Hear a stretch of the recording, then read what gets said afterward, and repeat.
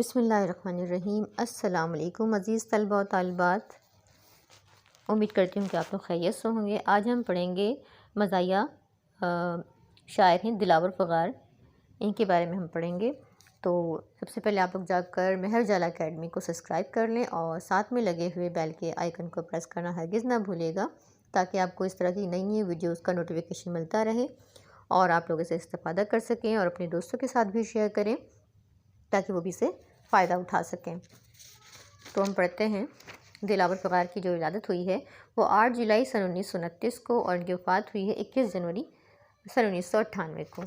تو شعر سے سٹارٹ کرتے ہیں کہ زہر بیمار کو مردے کو دوا دی جائے، زہر بیمار کو مردے کو دوا دی جائے، ہے یہی رسم تو یہ رسم اٹھا دی جائے، وصل کی رات جو محبوب کہے گڈ نائٹ، قاعدہ یہ ہے کہ انگلش میں دعا دی جائے، آج جلسے ہیں بہت شہر میں لیڈر کم ہے، احتیاطاً مجھے تقریر رٹا دی جائے، مار کھانے سے مجھے آر نہیں ہے، لیکن پٹ چکوں میں تو کوئی وجہ بتا دی جائے، میری وحشت کی خبر گھر کو ہوئی ہے جب سے، چھت پہ کہتی ہے دیوار ہٹا دی جائے، بس میں بیٹھی ہے میرے پاس جو ایک زہرہ جبیں، مرد نکلے گی اگر زلف مڈا دی جائے۔ دلاور فغار کی حیات و خدمات ہے کہ دلاور فغار کا اصل نام دلاور حسین تھا، لیکن دلاور فغار کے قلمی نام سے مشہور ہوئے۔ سن 1928 کو بدایوں میں پیدا ہوئے، ابتدائی تعلیم کے بعد سن 1942 میں ہائی اسکول کا امتحان دیا اور کامیاب ہوئے۔ تعلیمی سفر: ان کے والد ماسٹر شاکر حسین مقامی اسکول میں استاد تھے۔ دلاور فغار کے لیے یہ اعلیٰ تعلیم کا انتظام نہیں کر سکتے تھے، بہر طور کسی صورت انہوں نے انٹرمیڈیٹ کیا۔ انہوں نے آگرہ یونیورسٹی سے ایم اے اردو انگریزی اور معاشیات میں کیا، اس کے بعد ہجرت کر کے کراچی آئے اور عبداللہ ہارون کالج میں بحیثیت استاد اردو پڑھانے لگے۔ آپ نے شعر گوئی کا آغاز 14 سال کی عمر سے کیا۔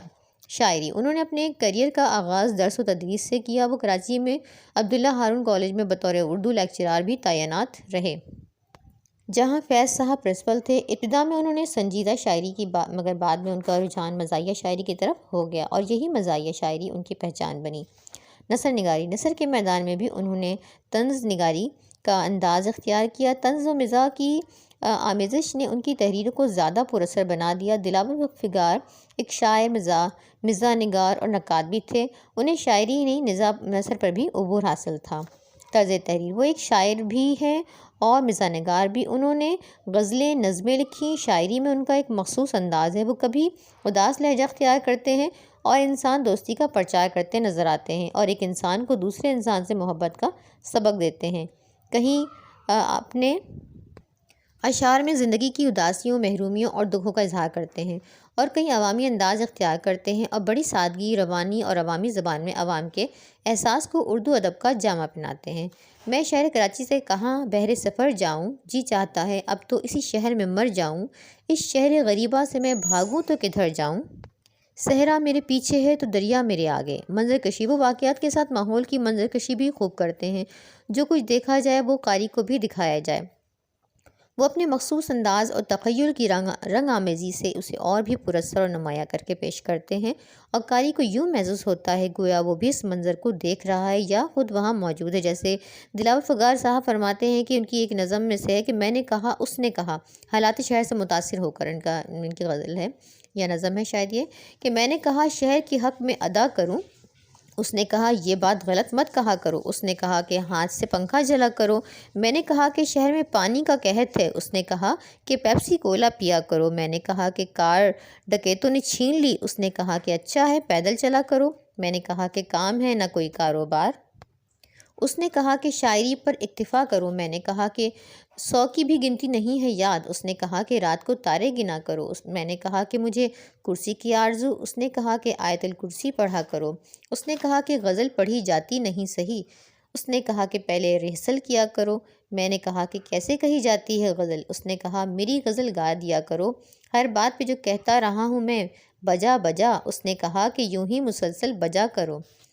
مزاج کی شگفتگی: ان کے مزاج کی شگفتگی اور لہجے کی متانت کے سبب ان کے یہاں مزاح کی کیفیت زیر لب تبسم تک رہتی ہے، کہکوں میں تبدیل نہیں ہوتی۔ یہی صورت طنز کی ہے، وہ فکروں اور جملوں کو کچھ اس طرح ترتیب دیتے ہیں کہ ان میں چھپے ہوئے طنز کو معلوم کر کے قاری اول اپنے دل و دماغ کے نہا خانوں میں لطافت اور شگفتگی محسوس کرتا ہے، لیکن بعد میں اس کی کاٹ کا احساس کر کے تڑپ اٹھتا ہے۔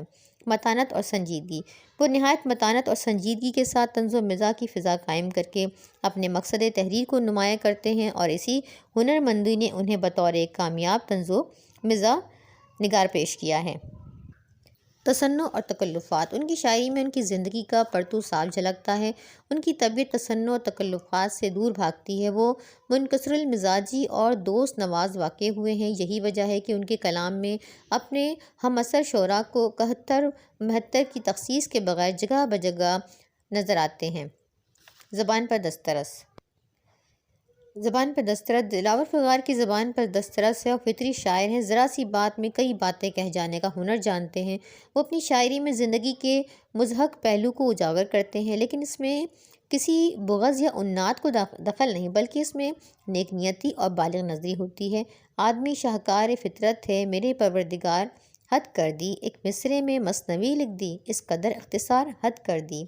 دو عیدیں ان کی ایک غزل ہے۔ چاند کے بارے میں دلاور فغار صاحب کی ایک غزل: چاند خود نکلا تھا یا جبراً نکلوایا گیا تھا، ملاحظہ ہو۔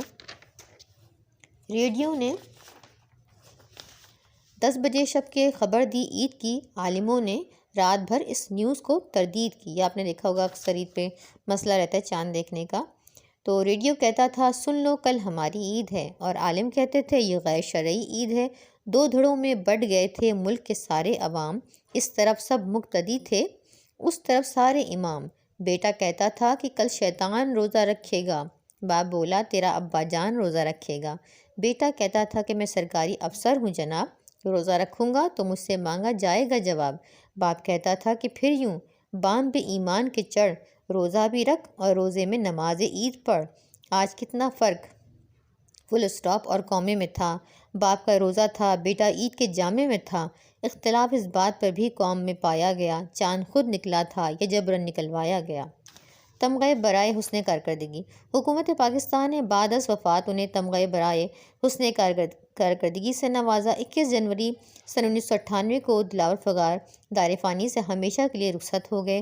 وہ کراچی کے پاپوش نگر قبرستان میں محو استراحت ہیں۔ دعا ہے کہ اللہ تعالیٰ مرحوم کو قبر و حشر کی منزل آسان فرمائے اور درجات بلند فرمائے، آمین۔ دلاور فغار صاحب کی تصانیف۔ دلاور فغار کا شعری مجموعہ حادثے سن 1964 میں شائع ہوا۔ مزاحیہ و طنزیہ قطعات اور نظموں کا مجموعہ ستم ظریفیاں سن 1963 میں منظر عام پر آیا۔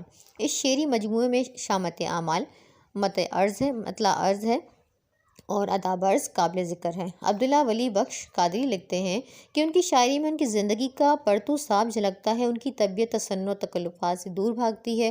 وہ منکسر المزاجی اور دوست نواز واقع ہوئے ہیں۔ حرف آخر ہے۔ غرض یہ کہ دلاور فغار ایک منفرد اور صاحب طرز مزاح نگار تھے، اور شاعری میں آپ کی ادبی حیثیت مسلم ہے۔ آپ کی تحریروں میں وہ خوبیاں بدراجتم موجود ہیں جو کسی بھی شاعر کو اوج کمال تک پہنچاتی ہیں۔ المختصر اردو شعری ادب کے لیے آپ کی بیش بہا خدمات قابل تحسین و ستائش ہیں، جنہیں کبھی فراموش نہیں کیا جا سکے گا۔ خوش قسمتی سے ہم ہیں سوار اس جہاز پر، ساحل پہ جس جہاز کا کپتان رہ گیا، ہر شخص پر ہے کفر کا فتویٰ لگا ہوا، یوں ہیں تو ایک میں ہی مسلمان رہ گیا۔ امریکہ شعر پڑھنے گئے تھے ہمارے دوست، اس میں سے ہی کچھ اشعار لیا ہے میں نے۔ تو امید کرتی ہوں آپ کو ویڈیو اچھی لگی ہوگی۔ ویڈیو اگر پسند آئی ہو تو پلیز ایک اچھا سا کامنٹ کر کے ہماری حوصلہ افزائی کریں، کیونکہ ان ویڈیوز کو بنانے میں کافی محنت لگتی ہے، اور ویڈیو کو لاسٹ تک دیکھنے کا